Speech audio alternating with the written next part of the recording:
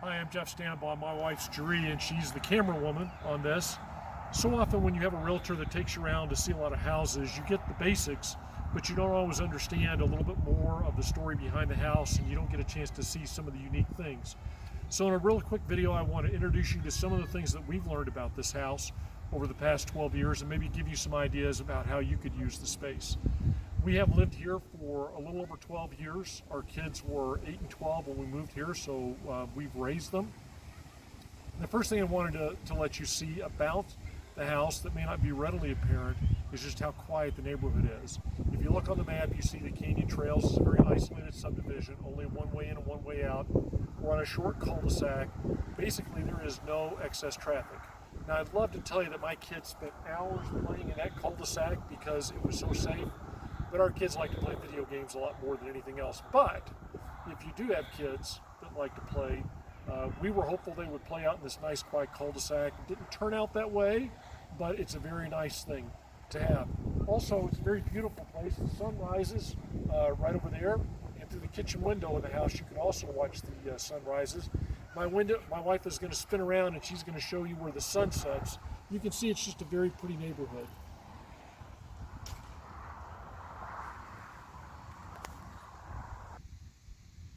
One of the things I really wished this house had when I bought it was a 3-car garage, but I didn't realize just how much space was really in this garage. This garage is 18 feet wide. Most 2-car garage doors are only 16 feet wide, so it's already an extra 2 feet wide. And then as you look in the video, you can see there's substantial storage space on both sides of the garage. Now, we're not doing ourselves any favor because you can see we have 2 large vehicles.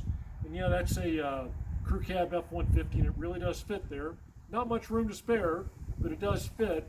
And over here you can see that we have a freezer and a refrigerator. And so if you're thinking about, wow, how's my stuff going to fit, it actually fits in there very well because it's a very large garage. The water heater is behind the refrigerator. And one of the things that we have in this house that's really cool is we have a hot water recirculating pump. It's a very long house, and I like hot showers. And with that hot water recirculating pump, which we've run with a internet on and off controlled device, you can have instant hot water anywhere in the house, and that's really a nice feature. So now we moved into the backyard, and I've got that beautiful setting sun right at my eyes. And the thing I'd tell you about the backyard is it's large and it's versatile.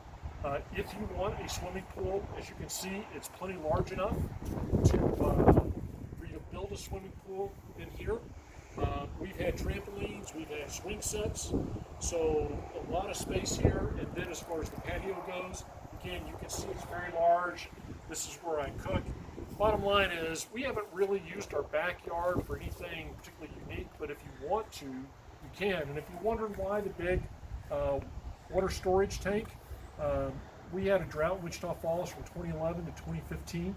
We actually had another tree in the backyard that died in the drought because I didn't water it enough. And coming out of the drought, I decided I was never going to let a tree die again. And so we put that big water tank in and a couple other smaller water tanks. Here's the interesting thing about it. In the summertime in Wichita Falls, you get your rain through thunderstorms. And I can tell you from experience that if that tank's completely empty and you get about a 45-minute thunderstorm over time, the tank is full. And then you can water the plants and the bushes for about a month with that full tank. Hopefully we never have another drought, but if we do, you're fixed. We're in the master bedroom now, and actually this is a small office area or sitting area off of the master bedroom. And I would define this room as for the Stanbaughs as opportunity lost. When we moved here, I had an even bigger desk than this, and I had an office at home. My university office was really bad in the previous place, so I worked from home a lot, and I had a mindset to have a home office. This particular house didn't have a room that we wanted to use for a home office then, and so we used this space to be my home office, and we always thought of it as my home office. Well, I have a great office in my current job, so I almost never work from here, but we took this beautiful sitting area and turned it into a place where my desk sits and my wife's sewing table sits. And that's okay, but both of us have commented that if we were going to live in this house, I'd get rid of that desk, she would move the sewing table somewhere else, and we would actually make this a nice sitting area. And if you've got small kids and you need an escape place, wow, how cool this is. Now, both of the fireplaces in the house have gas to the fireplaces. This actually has a set of gas logs already installed, and I can tell you that I've never lit it in my 12 years. Oh, No, wait, we have. My wife's nodding her head. She says she has We lit it, have a couple of times, but we haven't really used it that but we much. haven't really used it. So I would say this room is opportunity lost. There is a cable drop up there, so probably the previous residents had a TV up there. Of course, in this era of Wi-Fi, everything, the cable drops aren't nearly as important. But anyway, there's actually a lot of potential in this room that we have never used. And another reason I would say it's opportunity lost, is you can see there's actually plenty of space in the master bedroom. There was room to put things along the walls and stuff like that, even though we have a king size bed, it's never been crowded in the bedroom. I'll talk about the windows in just a second, but this will be the second window that I'll reference, the one right here in the next clip. So we're jumping around to make sure that you can't keep track of where we are in the house, but you can see here's the front door. And as you come into the front door, we have a nice entryway, and this is the room that we've always called the living room. We're going to give you a perspective of how the house is laid out from a couple of different angles, but this is kind of in the formal part. When we have Bible studies, small group Bible studies, we have them here. There's just a place where you can get a lot of people to sit. But I wanted to point out these windows, and again, they're the same as the windows in the master bedroom. It's been about 10 years ago, we upgraded these substantially from the quality of the standard new home build windows. They're energy efficient, and they are, just Rudy Kazootie and cool. I can tell you that this made a huge difference in the energy efficiency of the home, because you can see just what a huge amount of glass that is. And I could tell an immediate difference in our utility bills when we upgraded those two windows. We've also replaced, I would say, half to 2/3 of the rest of the windows in the house within the past 12 months. They're 18 years old. The double panes break down, and they start to get that moisture in between. So that's just something that has been done, is the windows around the house, for the most part, are fairly new, or in the case of these two windows, substantially upgraded.